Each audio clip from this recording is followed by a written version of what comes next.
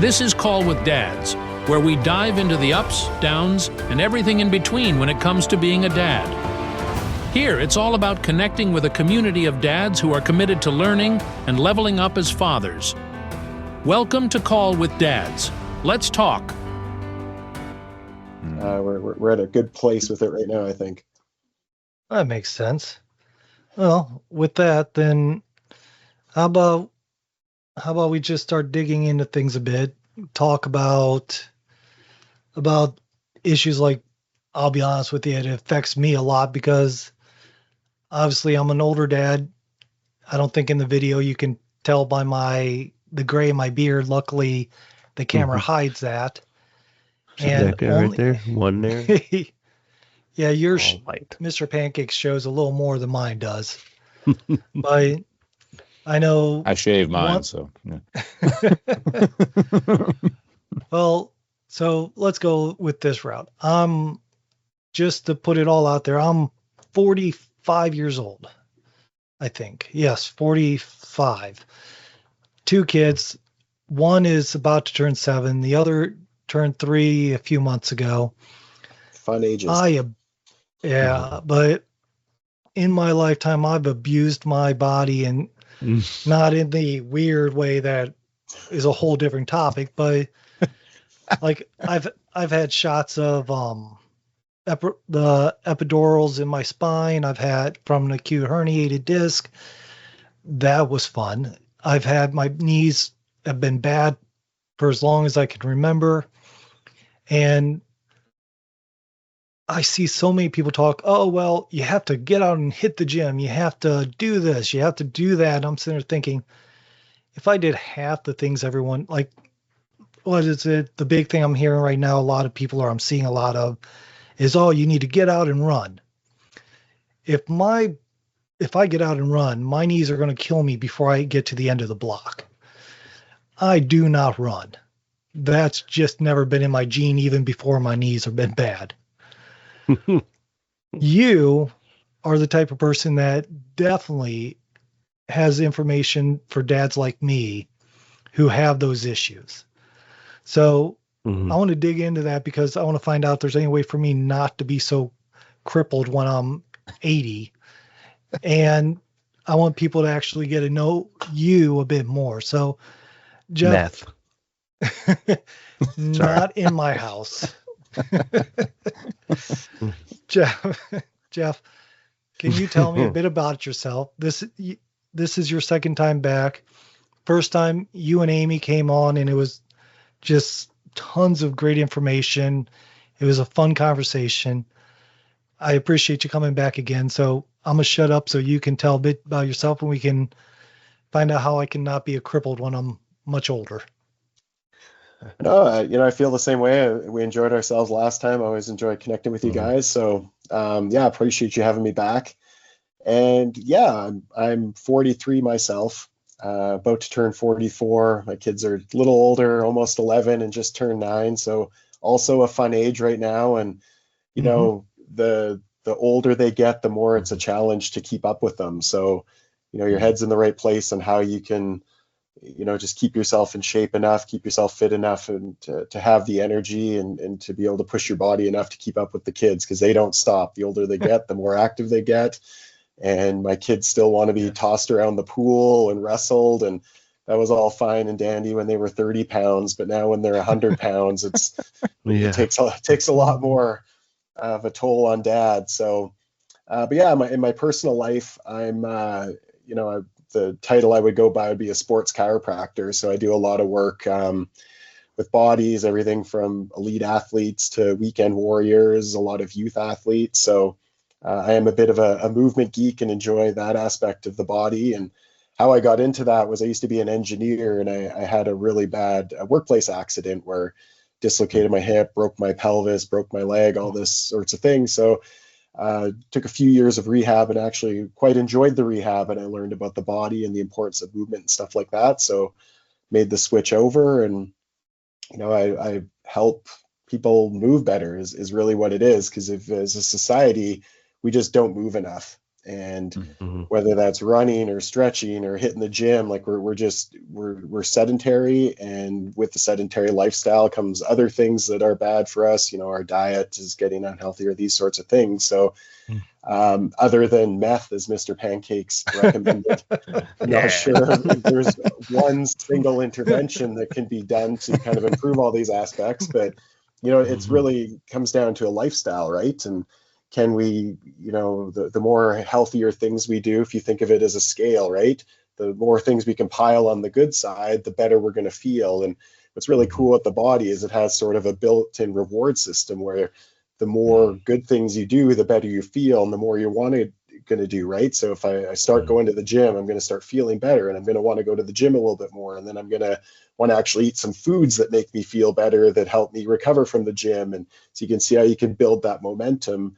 And it goes the other way too, right? If I just spend the weekend on the couch, well, I'm probably going to, eat some junk food while I'm on the couch, and I'm going to feel... Which is not a bad time. Well, it's not. It's definitely not, right? Just not constantly. Exactly. Right. But you can see how either one of those can kind of throw things out of balance, right? So, anyway, yeah. So I enjoy learning about the body and helping people understand the body better and how they can use it in a way where the wheels don't fall off much earlier than they should. All right. So, like, I know between Mr. Pancakes, Tom, and myself, all of us kind of, like Mr. Pancakes, his history, he has, I think he said it's bad wrists. Tom, he's in a position where he's basically torturing his body for his job. And then me, my younger years, and take that however you want for Tom. Let your imagination go. But you can find me on Craigslist. OnlyFans. Tom's got an OnlyFans. Yeah. There you go. For the record, Subscribe. I do not. But for me, again, like I said, I've just never been good at taking care of my body. I've done stupid things. I've put myself out there. I mean, I literally skydive, scuba dive. I've rock climbed. I've done everything at least once to see what I liked and what I'm willing to do.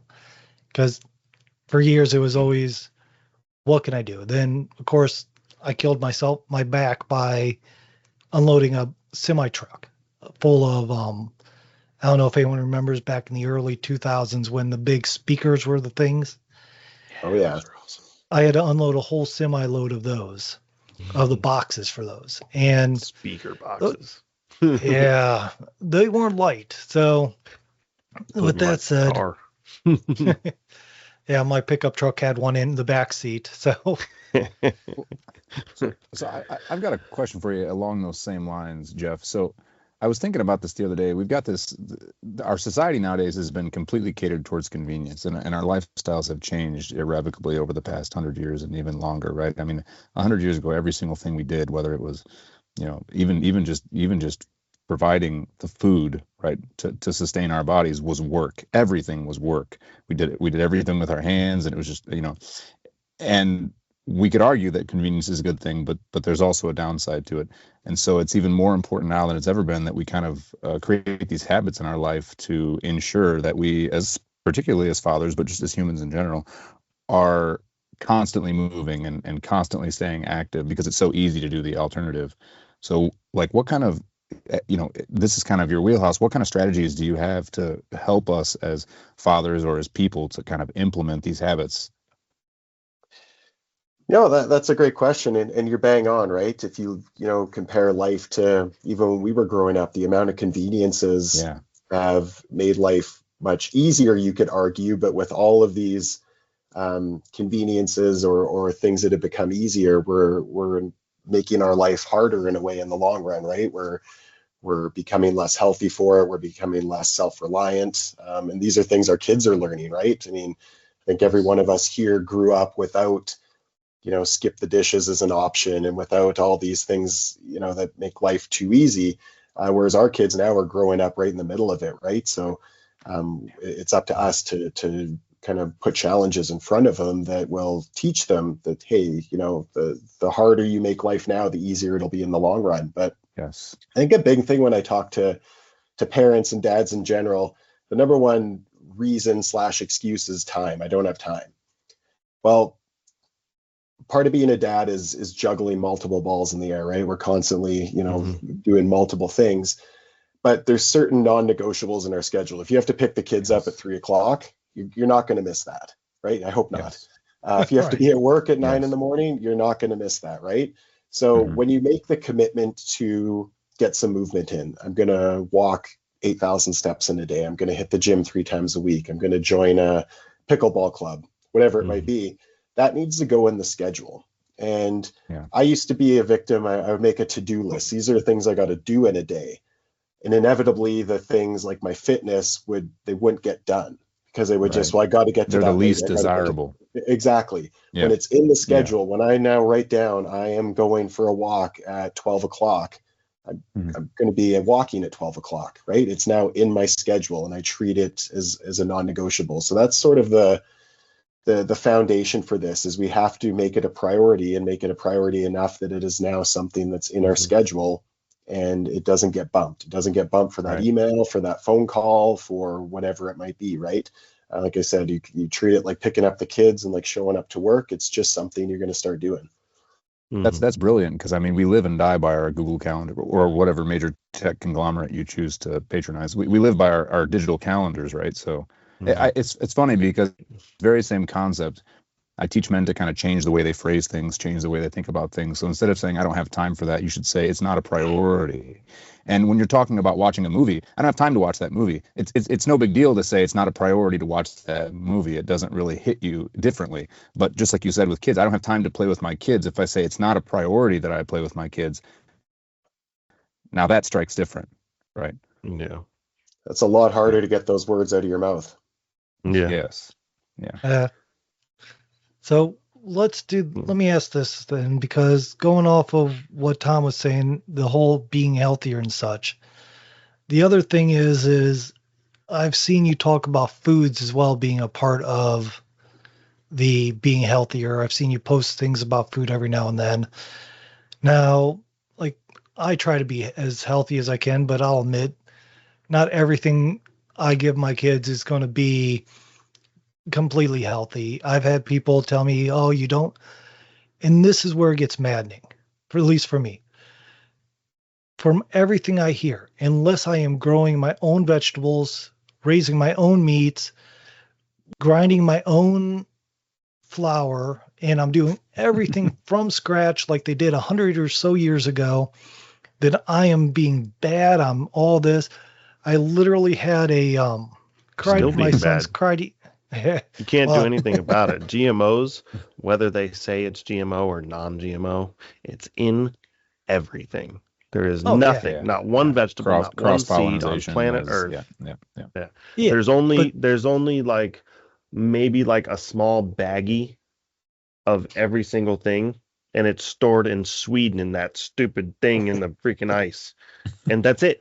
That's the only place. Other than that, you're poisoning yourself. You might as well just say forget it. Right, but here's the problem. There has to be a solution where, like, obviously you're not giving your kids a bag of sugar and say, here's a spoon, I'll be back in a half hour, but at the same note, if I buy bread from the store or if I'm making bread from flour that I bought from the store, I have to imagine that's better than alternatives, or I'm not giving my kids cereal with the food colorings, but just natural colored food cereals, this and that I know they have sugar. I know there's something about them that's bad, but where do I actually start with drawing the line to be able to say, shut up, I'm going to feed my kids something, because if I don't, it's going to take me months to raise, and the HOA is going to be giving me issues. No, I hear you. And, it's one thing with all of this is that I found sometimes stressing over it can be more harmful than actually, consuming the unhealthy foods or, the EMFs from Wi-Fi, whatever it might be, right? The stress is harmful in and of itself. But it's a continuum. We don't need to look at it as like it is either bad or good, right? Where can we improve upon? Can we give our kids a cereal that has less sugar in it and less food dyes in it, right? And because expecting someone to grind their own flour and milk their own cow, it's just not realistic. But I think there needs to be, to go the other way and say I give up, it's too hard, and bury my head in the sand is not going to be healthy either, right? And our food is only going to get more complicated as we come up with lab growing stuff and different chemicals to make something cheaper. So especially with kids, to teach them about what real food is and to normalize having some protein on their plate and eating vegetables and healthier options is important for them, because they're growing up in this GMO lab grown food world. So I like to preach the 80-20 rule. If I can get my kids eating 80% of their foods from more natural sources, whether it's meats or eggs or fresh fruit and veggies, then 20%, sure, go have at it. I used to stress over that 20%, and it's just not a productive exercise. So it's all about balance. And if you're starting at a place where 100% of the food you're eating is packaged and processed and full of these chemical dyes and stuff, well, where's one area you can improve upon? Can you make one of their meals a little bit healthier, or one of their snacks a little bit healthier? Make one healthy swap, and you're stepping in the right direction, because there's no finish line with this. Trust me, I've been on a journey for 15 years on my own dietary quest for a healthier diet, and you'll never get there. So can you just do the best you can, make it a little healthier than the day before, and have fun with it. Something that I kind of noticed when we started focusing on more so the local community, rather than hitting the Publix or the Walmart or the Winn-Dixie or the Kroger or whatever these cases, or whatever your whatever your place is up where you live, that finding local sources. Because think about how, like Tom was talking about, how years ago they used to do certain things certain ways. Well, years ago, like you were saying, it may not be feasible for me to grind my own flour, but there was somebody in town that did it, right? And they all, shared with each other. This person grinded all the flour, and maybe he traded a bag of flour for that person's, bag of pasta, and traded another one for that guy's green beans, another one for that guy's tomatoes, and they all just worked together as a community. Well, there's actually a local farmer's market down the street from my house here where they actually do stuff like that. One lady does tons and tons of vegetables. Some other people do like bread. Some people do different types of fruit and vegetables. Everybody's got their own different versions of gardens. Some people just make blankets, and they sell blankets. Not that blankets are warping your mind and put your tinfoil hat on. The blanket's going to get you or nothing. But, when you support the community overall, I think in general, that in itself, granted, the GMOs are in there, you can't get them out. But eating vegetables from a local source, friends, family, people in your community, may just be a little bit better than getting the box or bag of frozen green beans that's been packaged for maybe 35 years now. And that's just me. Too. Those simple, even if you are, you could start off with, maybe not give my kid Captain Crunch, maybe give them 2 eggs and some green beans instead. Start off with the frozen ones. Maybe that'll help, and as things work and progress, you find people or communities where you can kind of work together and slowly, like you said, transition slowly. I think that's one of the more better things. I'll add to that too. And this has been kind of a new realization for me. My daughter's 14. She'll be 15 actually this year. I have a 15-year-old, a 7-year-old, and a 9-month-old. So quite the gamut there. But she I've always been completely open and honest with her about the reasons behind all the decisions we make. I've never been a because I said so parent. And so when I don't allow her to have certain things, or I restrict her access to certain things, I'm always completely honest with her as to why that is. And I also give her the tools to kind of make those decisions on her own. And so just recently, actually, we were at the store and we were just walking along, and she pulled something off the shelf, and she usually doesn't ask for things, but she pulled something off the shelf, and she looked on the back of it and was reading the ingredients, and I watched her, and she just puts it back. And I was like, I was like, you don't want it? And she goes, nah. I was like, why? She goes, because of the ingredients. She's like, I can't pronounce half the words. I was like, good job, kid. He's been taught well. Yeah. Yeah. Yep. So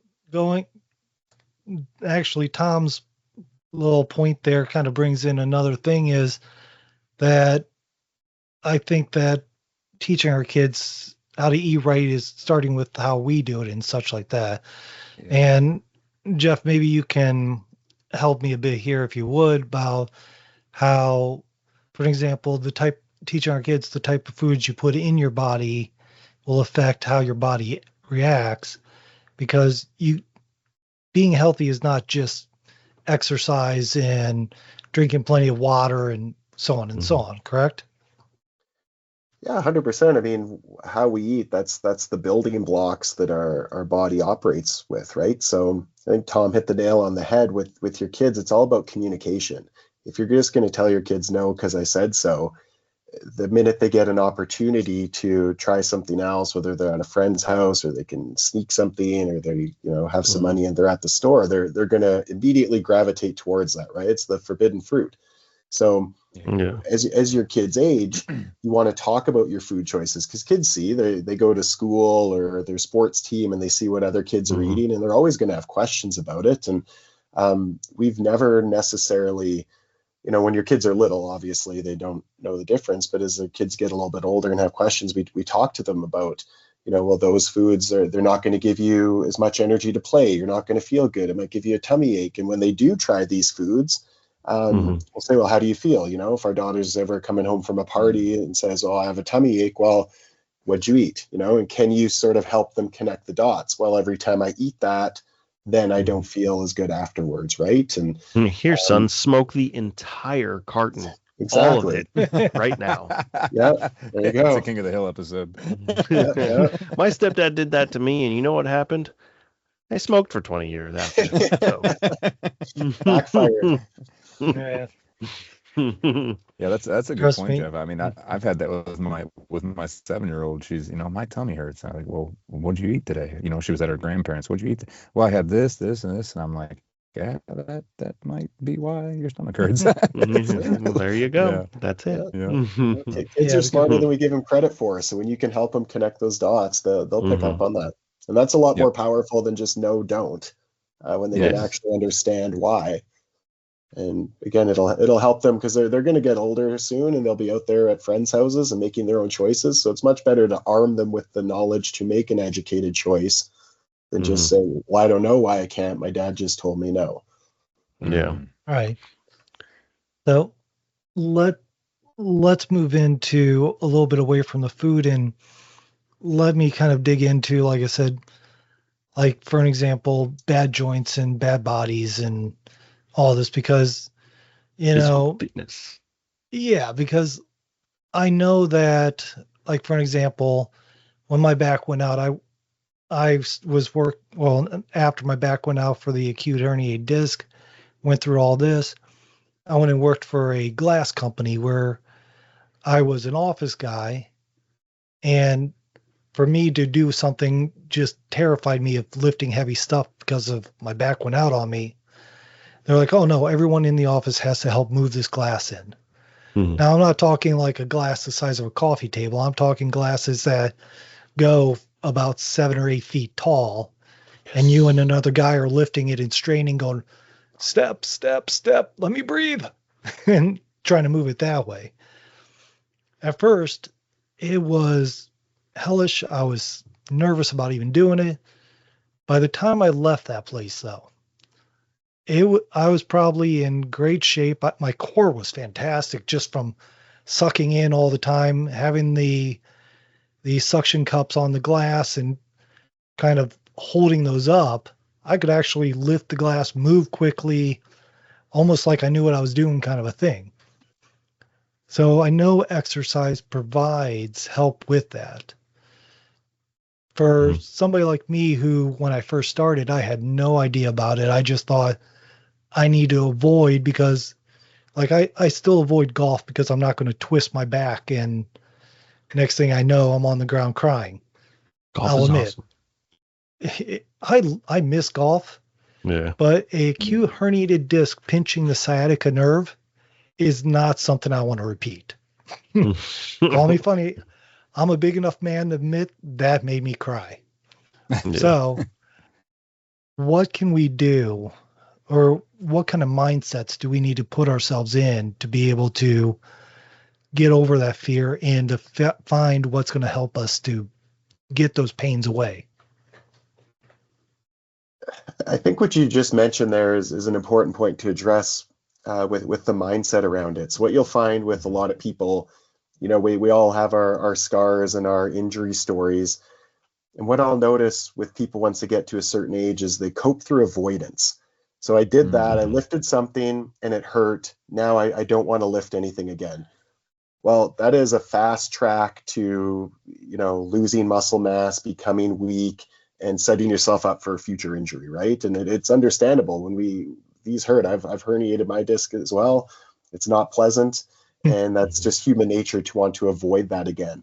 But I can guarantee you that is a very bad long-term strategy, because life is an athletic event. You're going to need to lift your kids. You're going to need to lift a suitcase. You're going to need to lift the trash bags. And if you're avoiding those motions, the one time you do it instinctively, I got to pick my kid up quickly, that's when you're going to get hurt again, and it's going to be worse than the first time. So you want to think about, a simple joint is the knee, right? It bends and straightens. There's not too much complicated going on there. But most people don't take their knee through a full range of motion. We sit most of the day kind of in that 90 degree, we walk, but we never really bend past that 90 degrees. I got a knee model somewhere here. So what happens is how the brain's constantly talking to our joints all the time. And when it doesn't go into a full range of motion, let's say bending past 90, it doesn't know why. So now it's starting to take that away. It's going to tighten up the tissues, the joint capsules, the muscles, because we're not using that range. And then the first time I go, I'm going to go play basketball with my buddies. I haven't been out there in years, right? And I go jump and land, and all of a sudden my knee goes past 90 to a position it hasn't been in years. That's when the body's going to freak out, spasm, tear something, and that's when injury happens, right? So you want to think. You sound like a girl. Go. Yeah, exactly. Right? Never a manly sound. Every time. Never a manly sound that comes out of our mouths. Every time really, it happens to me. It's I was gonna say, it sounds like you're speaking from experience. Lots, tons, quite a bit actually. But really the foundation for building back that strength, getting over those mental hurdles, and building a body that's resilient to injury is getting those joints healthy. Because you think about, if you kind of peel through the layers, the muscles all the way down to those joints, that's the foundation of how we move. So taking those joints through their full range of motion as often as possible. So whether that's stretching once a day, doing some yoga, these sorts of things. And the body, think about first thing in the morning, we're sort of achy, right? It's got to kind of stretch things out, things pop and crack. Whenever we go a period of time, and I'm talking hours of not moving a joint, the body will start to tighten up around there. And microscopically, you can actually see these sort of cobwebs forming around there. We call them adhesions. So that's how the joints feel after 8 hours. Imagine if you have a lazy weekend and don't get off the couch for 2 days. Extrapolate that. If you've ever broken a bone and had to wear a cast, you take that cast off, you can't even move that joint anymore, right? So if you think of most people who, they get out of bed, they sit at the breakfast table, they sit in their car, they go to a cubicle, they sit in the cubicle, they come home, they sit on the couch, they go back to bed, they're barely moving any of their joints, their spinal joints, their knee joints, their shoulder joints. I read a stat once that most people don't reach their arms up overhead even once in a given week. So you think of that shoulder joint, it's meant to move in all these different directions. It's barely getting to move at all, right? So now the physical joint is starting to deteriorate. If you don't use it, you lose it. But then the brain is becoming protective of that joint. So what do we do? It's time to get in shape. I'm going to go hit the gym, or I haven't been there in years. I got to load up some weights on the bar like I used to, or, go play that pickup game of basketball. The joints just aren't ready for that. So, not to, wussify it or anything, but we got to start gentle. We got to start light. We got to reintroduce normal movement. And then from there, you sort of build back up, right? We can't just, I used to do this when I was 20 and now I'm 40. I can get right back to it. So it's much like the diet thing. It's a transitional thing. We're just going to kind of gradually reintroduce it and build back up. But the cool thing is the body's very resilient. It'll adapt to whatever demands you put on it. So if you want to start improving your flexibility, your strength, your power, you can restore all that at any age, right? It just takes, dedicated time and effort. Yeah. Have you ever seen like construction workers and stuff from like overseas, like over in Korea and China and stuff like that? You ever seen those? They have like classes and stuff, like part of their workday. Yeah, part of their workday. First thing in the morning, they do like a quick little 20-minute one before lunch, and then they kick everybody out for lunch, and then they have a 10-minute, and then they go home. And they don't do anything. They do like push-ups. They do the things where they do this with their arms and do this and that, and they do squats and stuff, and they move their legs. And you see them like in the middle of like the 47th floor that's completely undone. It's just bare concrete and trash everywhere from construction. And there's like 400 dudes all standing all next to each other. Even the women that are in there, work construction, they're all doing the exact same thing. Yeah. Yeah, for real. And it sounds silly, but I mean, no, it's let's true. be honest. Laziness is a Western society thing for the most part. Stretching, even low back injuries, that's more of a Western thing. Like you go over to Eastern cultures, they don't have back injuries. What do they do? Well, they can naturally squat ass to floor without, that's just kind of they've never stopped doing it, right? They sit on the floor to eat. They squat over a hole in the ground to go to the bathroom. Sorry, that's something I was going to mention too, because the idea, I was thinking about this as you were talking. The one example that came to mind was the conventional wisdom around squatting, right? The conventional wisdom is thighs parallel to the floor and your knees don't go in front of your toes. That's absurd. You're going to you were talking about taking your leg through the full range of motion. So you're going to go your entire weightlifting career without ever putting your knee past 90 degrees. It's insane. And we have this focus, even in the fitness community nowadays, on, cardio and weightlifting. But I mean, daily stretching and mobility exercises are significantly more important for the modern, for most individuals, right? What are your thoughts on that? Oh, 100%. My take is you shouldn't be loading a joint until you can move it through its full range of motion in a pain-free way, right? So, if you can't do a full range of motion squat unloaded, why are we loading it up? Why are we putting you under weight? That's again where injury is going to happen, right? Yeah, because we want big thighs, Jeff. That's why. Yeah, of course. Yeah. Don't you know? Protein, getting on trend, and just smashing weights. I go and I rob transgender clinics and steal all their testosterone. I saw that meme. Yeah, that's a good meme. Arnold Schwarzenegger's like, yeah. Got a handful of trend, just like, what's up? We're definitely getting canceled now. Yeah. Pancakes. If we're still on, I'll be honest with you, with some of the stuff that's been said on the show before, we're safe with that. Because trust me, some of the things that's been said before definitely goes way beyond that. Yeah, wait till the episode with B-Raw comes out. So I got a topic actually, if you guys don't mind, that I kind of want to discuss, because I know this is something that you talk about all the time on your Twitter, on your X page, and I just recently saw the documentary. It was released by Channel 4, which is a British television media station of some sort, and they released a documentary called, I think it's called Swiped.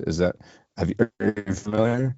I've heard of it. Okay, yeah. So it's this experiment they did with a group of school children. I think they were 7th and 8th graders, and they took their phones away for 21 days, and then they tracked all these different physiological and psychological changes in the children, and it was actually, I mean, it was eye opening, but mostly I would say reaffirming for me, because it was something I already felt very strongly. My 15-year-old doesn't have a smartphone, and she won't have a smartphone until she can pay for it herself. I'm not buying it for her. So I know you talk a lot about screen time with kids and with parents, but could you kind of talk on that a little bit? Some tips and strategies, or just, your thought process on it? Yeah. It's interesting because whenever I post about it, it's probably the topic I maybe get the most backlash on or hate over. Which is crazy. Yeah, I think, where I'm coming from is, trying to provide some information to parents, because, parenting's not easy. And with our account, we've been working with parents for many years. You never want to be judgmental. And I think it's easy to get defensive as a parent, whether we're talking about how you feed your kids, whether it's screen time. So it's trying to get the information across in a non-judgmental way. But the reality is, and I believe we're just scratching the surface. They're now showing research and data that screen time is actually changing how kids' brains are developing, right? Their brains are thinner. Gray matter. It's smaller in certain areas. How their brain parts communicate with each other is actually slower when we're getting excess screen time. And I would say one of the biggest counter argument I get is, well, we're in a digital world. Right? We're in a digital world. Kids need to learn how to use screens. And I totally get it. I am in agreement with this. But they are going to have the entire lives to be around screens, to be on screens, to use screens however they like. They have a brief period of their life to essentially not have screens be a dominant part of it.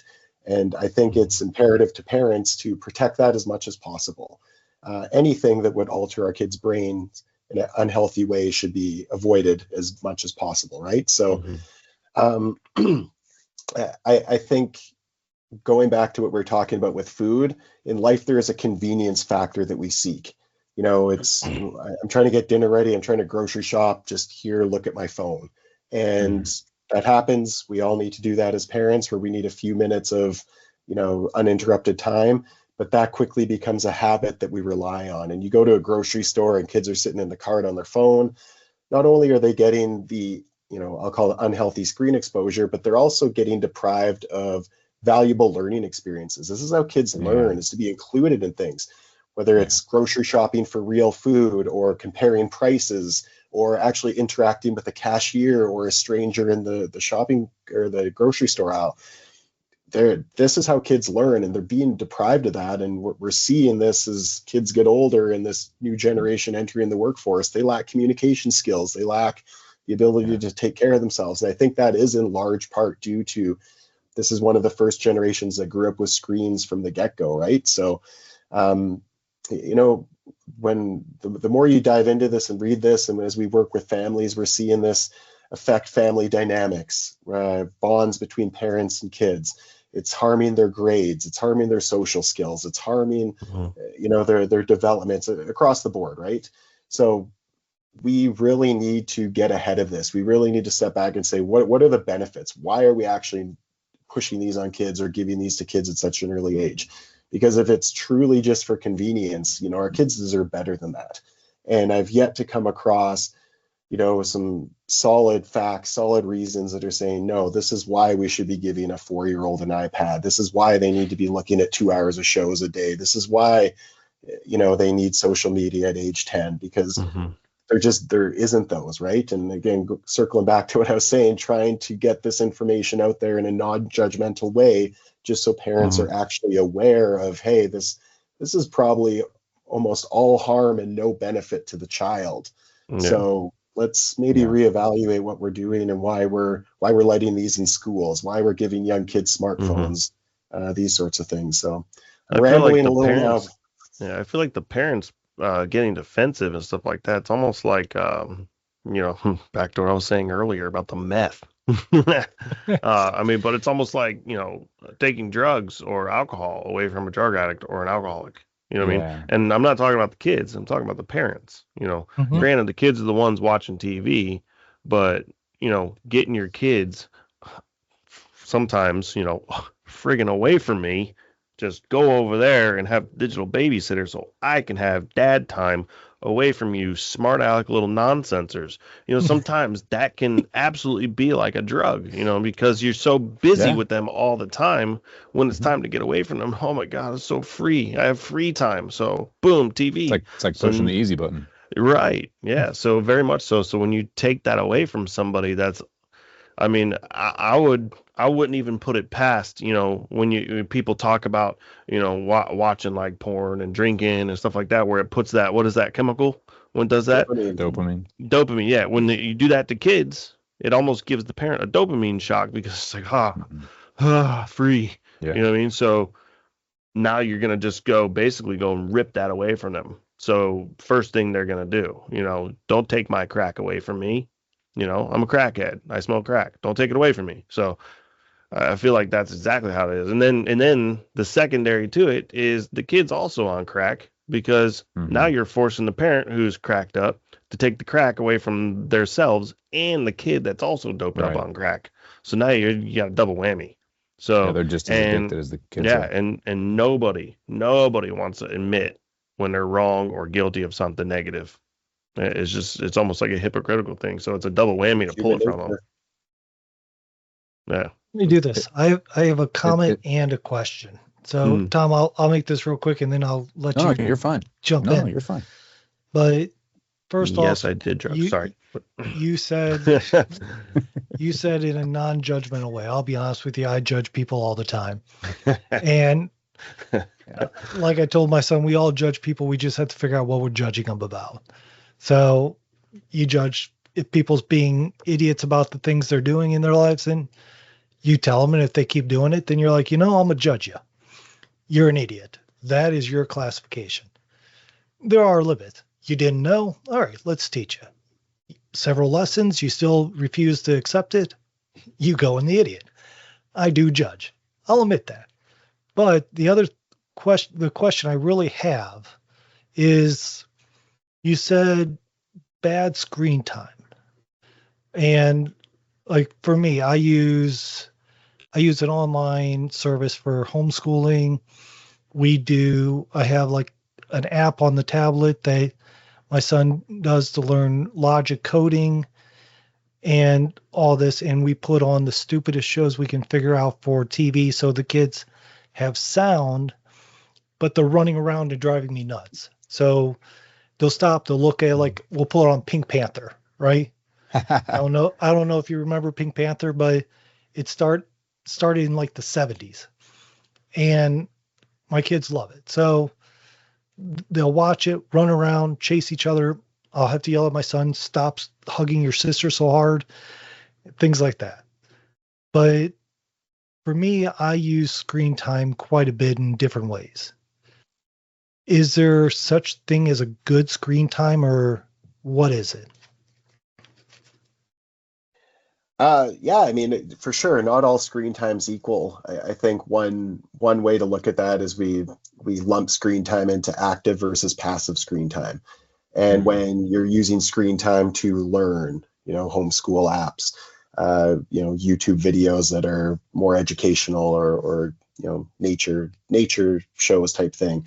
If you're watching a family movie together and you're talking about it and laughing, and the kids can ask a question about what that means, that screen time has been shown to be much less detrimental and in many ways beneficial versus, it's the passive scrolling. We actually had a post not long ago, and I think the most commonly searched term around screens of 2024 was brain rot. And they're showing that kids' brains are actually deteriorating, but it's linked to essentially the mindless scrolling, right? When you're just sitting there, doom scrolling, right? You're just consuming. Most of your brain shutting off because it's just not needed. So, those are two different ways to look at that.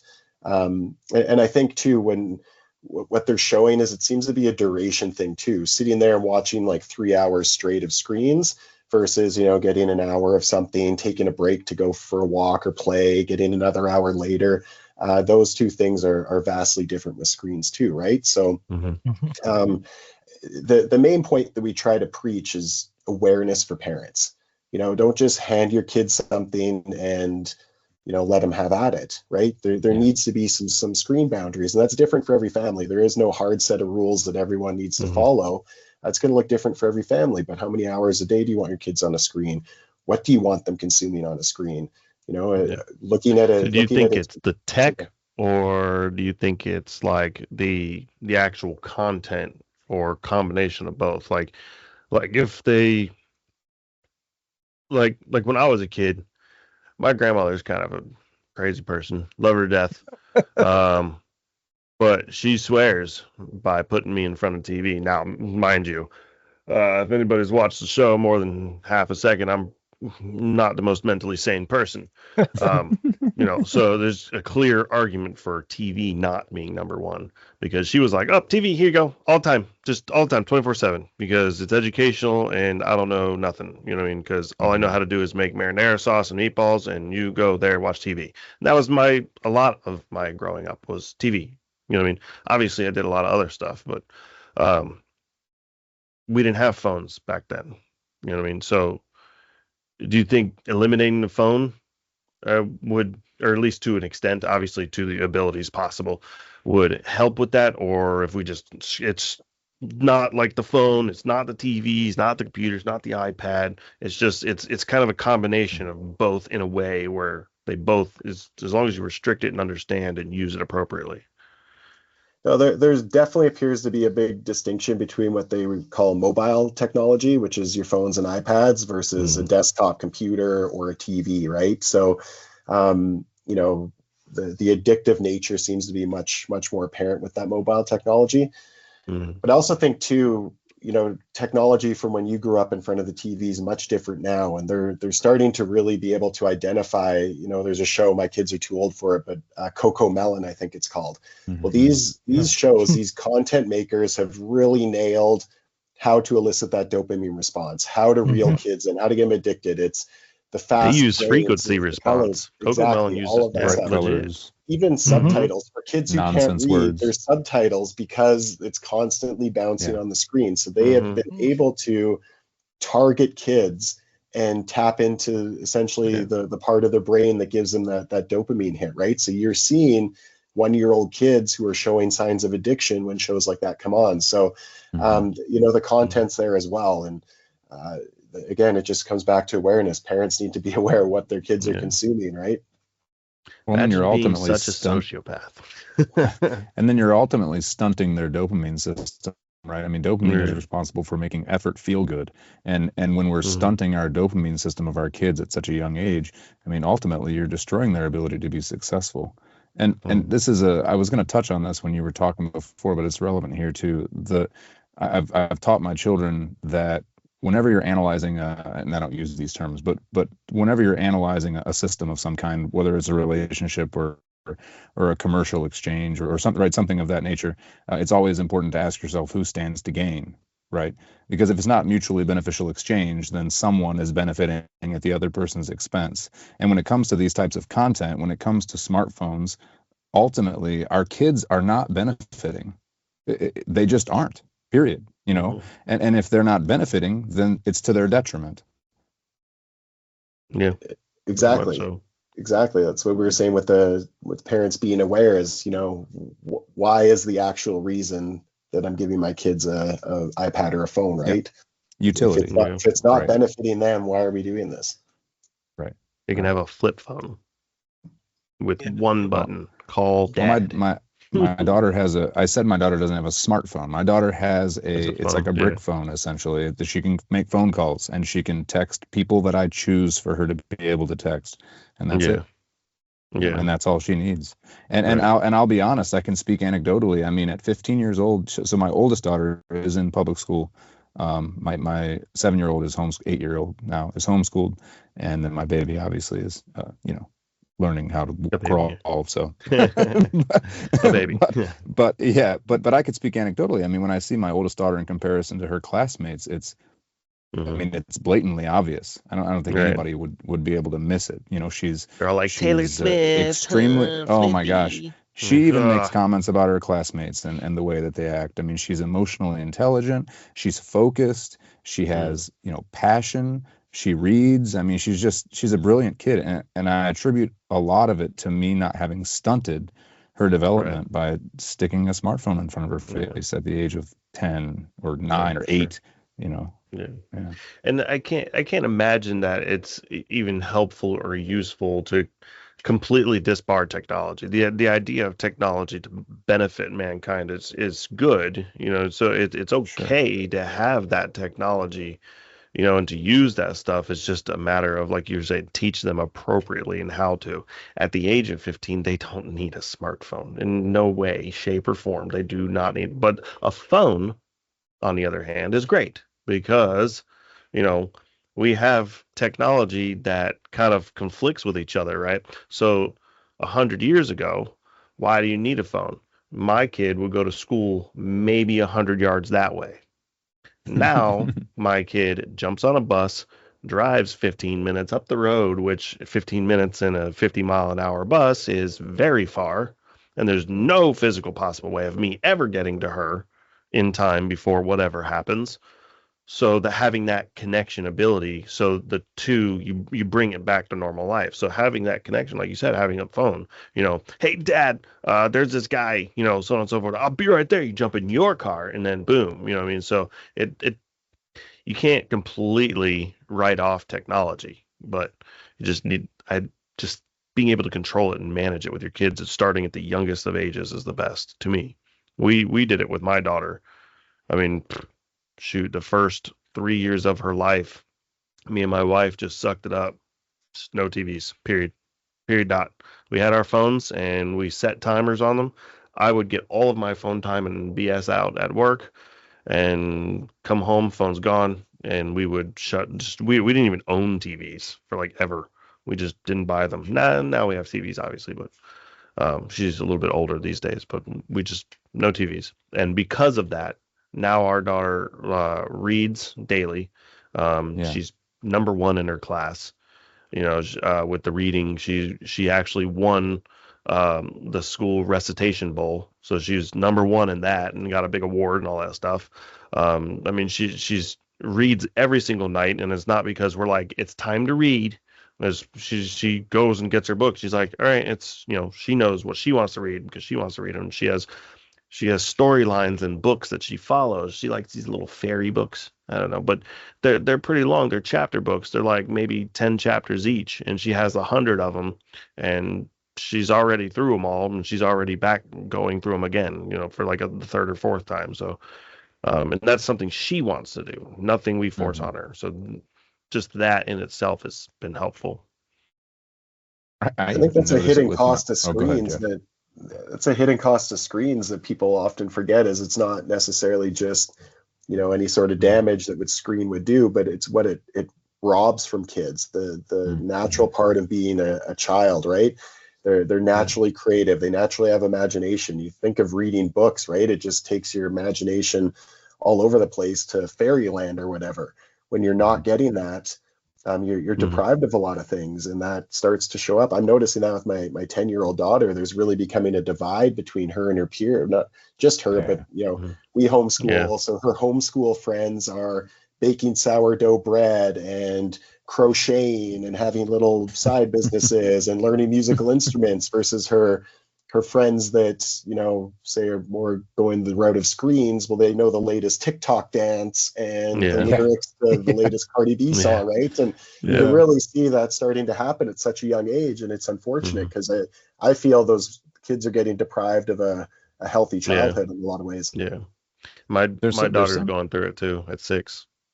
There's something, even like, I've noticed this with my baby, and I don't know if I noticed this with my other 2 children, but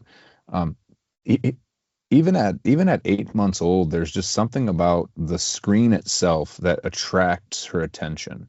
Like I might have my phone in my hand when she's in the area, and I might be looking at something, even if it's, utility based for me. I might not just be doom scrolling, but I might be doing something utility based. I don't know if it's the bright colors or if it's the luminescence or the type of light it gives off or what it is, but I can see her looking at it.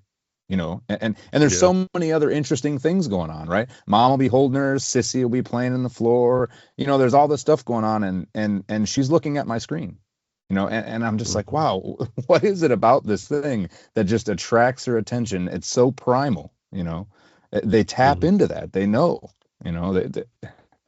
yeah. It's intentional for sure, I believe. Yes. Yes. Yeah, again, who stands to gain, right? Who stands to gain? Yeah. The one thing that no, it's fine. I just was going to simply say the one thing that keeps popping in my head, and this could just be my weird way of thinking that's bringing it out, but the fact is with kids that, like, for an example, right now, my son's homeschooled as well. He's outside playing as we're speaking. On one day a week, he's out in nature class. It doesn't matter as long as it's not below freezing and there's no thunderstorms. It could be pouring down rain and he's out in nature, and that's year round. So for him, and he'd rather be outside in nature. And one thing we've done with him is, I'll say, that's going to rot your brain. That's going to rot your stomach. That's going to rot your whatever, and he says that to his sister. Don't do that. I'll rot your brain. And she goes, oh, no. Again, ages. But the fact is we use that as a tool of, you can rot your brain, you can rot your body, you can ruin things. And I'm like, as much as you love, like, I'll be amazed if he doesn't do something zoology, working in a zoo, something.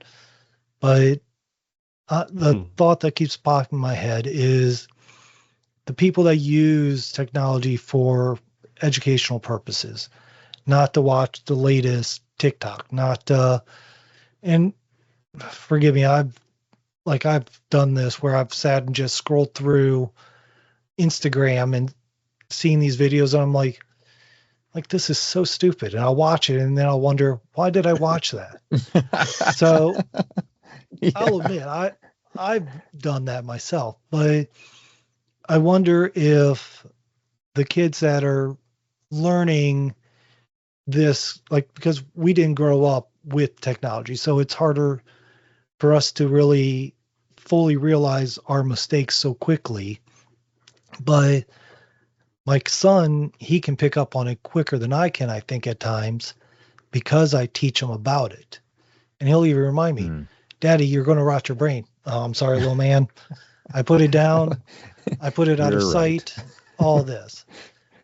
I wonder if the fact of the people or the kids that are growing up now being taught to use technology for educational purposes, research, little entertainment, because there's more entertainment away from the screens than there are in the screens. I wonder if those are the kids that are more likely to be healthier, be more active, and more, forgive me, I don't know the actual wording I want to use, but be better than what we are when we get sucked into the phones. I believe that kids born right now or within the last 3 years will be the best. And hear me out. Because it's like when you go to a town or whatever, you're hanging out or whatever, you just move there or whatever. Think about the brand new restaurant that just opened up. Everybody and their brothers going to that sucker all Saturday night, right? And it's like that for like 2-3 months. And then eventually it kind of levels off and calms down, right? Some people start to, especially the locals, start to realize, it's good, but it ain't that great. And Sherry, that waiter's kind of an a-hole. I can't stand her, so I want to minimize the amount of times I get her as my waitress. So specific. Right. So you kind of minimize that stuff, and it kind of levels off, right? So the reason I use that example is because it's like using phones and technology. When technology seriously is like a last 30 years thing. It really is. We've had technology clearly for many, many years. I mean, we went to the moon in the 60s. Somehow we forgot recently how to do that. I don't know how, but that's another story. Maybe another podcast. Anyways, but we've had technology forever, but this type of technology, the phone, the TV, computers, really is like the last 30 years. Social media, this stuff is really the last 30 years. And how much has it been for a lot of people, even people our age, 40, 50, like a bug to a light, oh my God, it's so amazing. I'm going to go right to it. I want to just use it like crazy. But if you notice how much content is out there that is like similar to us, similar to people saying, hey, limit your stuff. There's even apps now that will shut your phone off after a certain hour. There's apps that will restrict how often you use Facebook. I mean, people are going through studies and stuff. They even did it with vapes. The whole vaping trend was like, hey, bro, everybody's doing the rings and doing this with the rings and stuff. And now it's like everybody's like, don't do that. That's stupid. We did 100 studies, and now your lungs are gonna have popcorn lungs. Don't do that. It's dumb. So vaping kind of came down. So I think now we're right at that position where it's kind of doing this, and we're at a spot where a lot of people got studies, we got information, we're learning technology and how it works. We're understanding overusage is bad.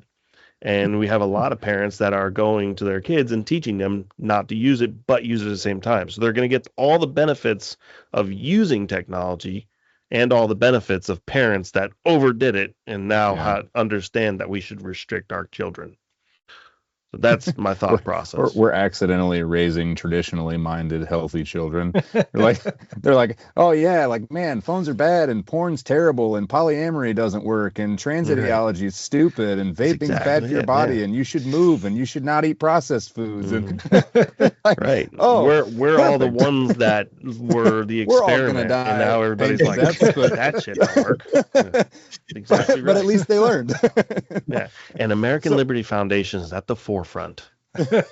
So I have a question, Jeff, real quick, because we keep talking about all this stuff about screen time and how terrible it is, and I think it's clearly it's there's no arguing it's bad.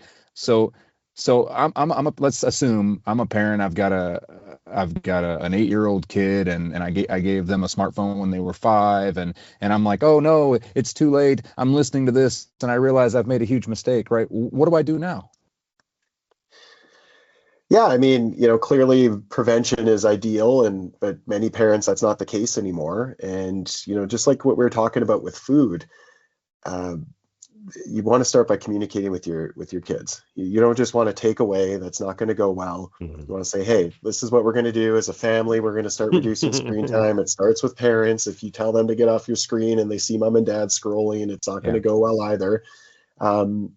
But you just want to communicate. We're going to start to reduce screen time. Our goal is to go from 5 hours a day to 1 hour a day. We're going to have no screen Sundays. We're going to have TVs off during the dinner table. But again, vision, as a parent, you want to vision what you want it to look like and then create those healthy boundaries. If your child has been in the habit of getting, unlimited screen time a day, you have to understand there's an addictive component and start to wean away. You can't go from 5 hours to 1 hour, but maybe for the next 2 weeks, we're going to shave an hour off. The next 2 weeks after that, we're going to shave 2 hours off and slowly get it to where you want to be. And, one other thing I always suggest to parents, this is, a common thing that we get approached with. If a kid's been spending hours and hours a day on a screen, they forget how to be a kid. They forget about what it's like to be a child. So they need help to get back into that. You need to fill their environment with stuff that's going to entertain them that are off a screen. Is it arts and crafts? Is it baseball gloves, trampoline, a bike, whatever it might be? And, do it with them. Get out there. Hey, let's go play catch. Let's put the phones down and go play catch. Hey, let's, join a soccer team. Hey, look at this new arts and crafts set. And I see it all the time. Kids come around because that's the stuff they intuitively want. They want to be outside. when they're outside, it naturally feels good, right? The open air, the sunshine, the fresh air. When they're doing an art and craft and they complete it and everyone's like, oh, great job, you worked so hard at that, they start to feel good about themselves. These feelings that you don't get when you're staring at a screen, right? So there's so many benefits. We need to kind of gradually reintroduce that to them. Just like with the processed foods, let's slowly reduce the bad and slowly add in more good. It's the same concept with screens, right? Let's kind of chip away, reduce that screen time, and add in some of that good stuff that's all, part of being a child. That makes a lot of sense there. Yeah. So, let's do this. I don't want to take up your entire day because I think we've been talking for over an hour now, and I have a list of questions that we could either go down, which any one of them that's in my mind could lead us down a rabbit hole very easily. Between Mr. Pancakes' random mind thoughts jumping to several conversations from one. Who reviewed the JFK files? Who did it? Who killed them? Different topic. I'm on page 32,300 right now, so I haven't. Right. Yeah, right. Yeah. Line 6,074. Yeah, I'm at nothing. I figure I'll watch the news articles that come out and things like that, because I'm not going to read all that. Just like 90% of people are not going to read the health manuals to how to stay healthy and not end up being a big fat slob. But one thing that I am picking up on, and before I end this, I want to kind of see if my thinking is correct here.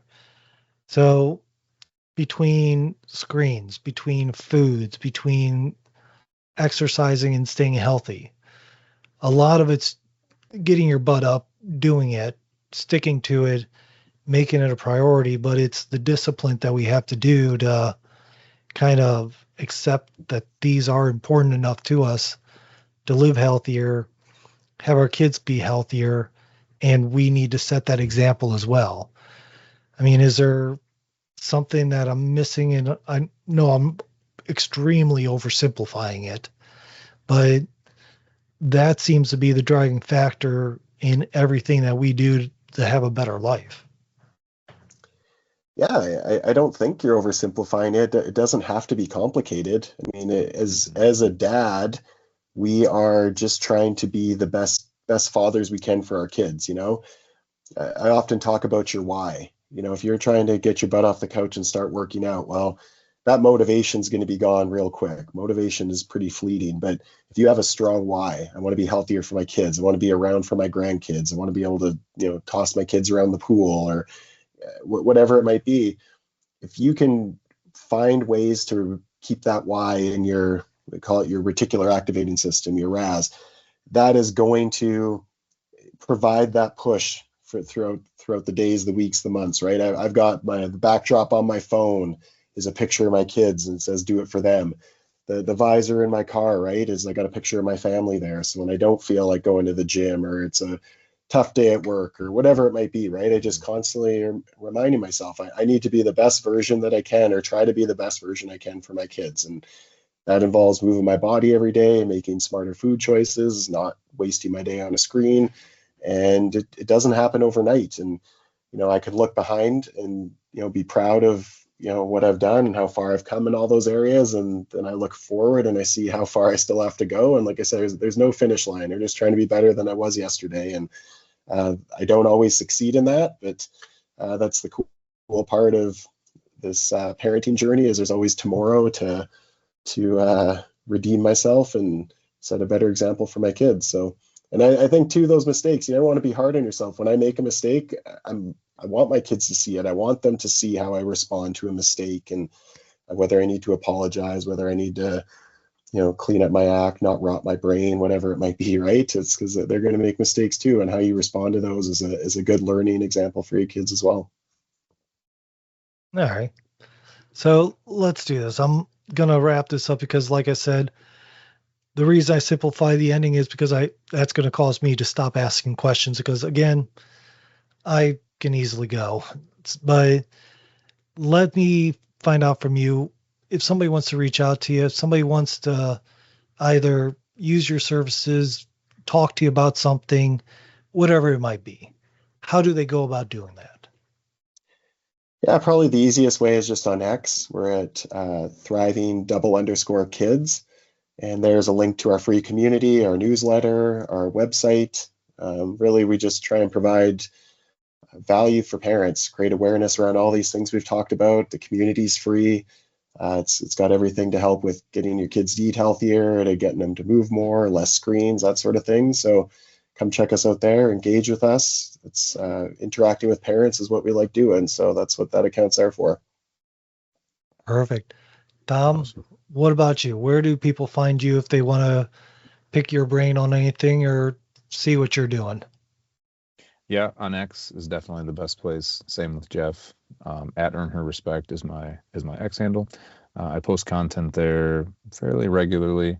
But ultimately, if you click the link in my profile, you can join my mailing list and get any updates on anything I've got coming out. I'm working on a kid's book that my wife is illustrating. I'm also working on a nonfiction book that's catered towards young men. So yeah, that's where you can find everything. Mr. Cool. Pancakes? Awesome. Yeah. So, the normal, the best place is just the website. It's just pancakeswithyourdad.com. That's probably like the centralized location of all of my social media shenanigans. Because I do have an X, do have, what do you call it? Instagram, Facebook, LinkedIn, and a True Social. I am active on all of them. I do post all kinds of stuff, funny stuff, as well as serious information and realistic, stuff.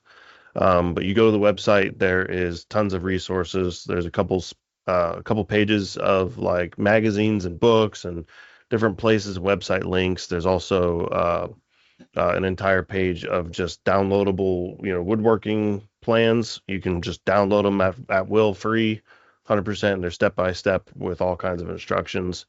And the company who provided them are in there. Their link is also there as well. We do have a couple of kids' books on there just for fun that my wife and daughter also helped out with, as well as tons of nonsense, t-shirts and mugs and stuff. And that's the best stuff to buy. Granted, it's not the greatest stuff and the coolest stuff in the world. It's not Nike, sorry, but we do have cool shirts. We do have cool mugs, and that stuff is what helps fund a lot of this stuff. So if you want more, you want to help spread the word, the best way to do that is to just purchase a mug or a t-shirt. We have pancake aprons too. Very cool. A must-have for every dad. Right. Yeah. Yes. And didn't you just file for the 501c for? Yeah. I'm not going to use the acronym I came up with, but what? Yeah. So that's actually, it's probably some of the biggest news. I did get my official, business license to be a nonprofit in the state of Florida probably a few months back. But the number one thing that officially makes you a nonprofit is that 501c status. That's where you are able to, everybody hates it, take government grants. Not going to happen. Never going to happen. No.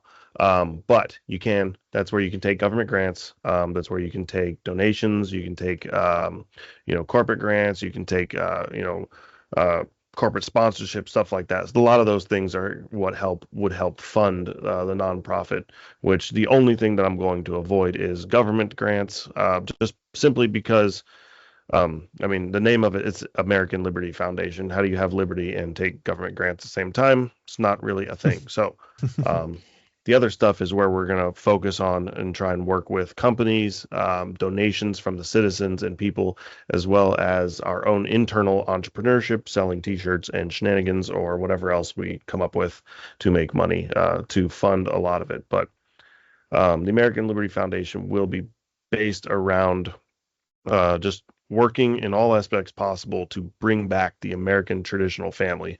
Granted, I'm American, so a lot of people can use that information, use our information to maybe rebuild their own lives in their own country, but I'm not in that country. I'm in America. So I'm going to focus on American and the original American traditional family of a nuclear family is how we should, build society, because with a lot of the stuff going on today. It's just kids are just going haywire, and we're having what do you call it? Just divorce rates are through the roof. Single fathers are actually really high. Single mothers are even higher. United States of America is actually the worst country on the earth with the single parent rate, as well as a lot of the worst crime in the world. Even though we're America, we're number one, but yet we're like 60th in education, and we're like in the top 10 of the world's worst crime. We didn't used to be that way. And that is something that we need to fix. And I truly believe politics doesn't matter. Corporations doesn't matter. Food and working out and all these things matter, as well as a lot of stuff we talked about. But the number one thing we need to fix is the American family. And when we get that right, that's when things will get right. Perfect. So, and of course, Call with Dads. That's callwithdads.com. We are able to be found on basically X, Facebook, Truth, Instagram, LinkedIn, and I think that covers it. So we're about everywhere we can be. If you have issues finding the audio in any player that you listen to, shoot me a message, because we should be on everywhere around the world except for India. So there's a player in India that just doesn't accept it for some reason, but other than that, around the world, all the players that we can be on, we're in every directory. So if we're not there, let me know. I'll fix it. Other than that, shoot us a message, reach out to Jeff, Mr. Pancakes, Tom, and we'll be happy to talk with you. Other than that, thank everyone for joining us. Jeff, if you can hold on, we'll talk a little bit more. But goodbye, everyone. Thanks. Bye.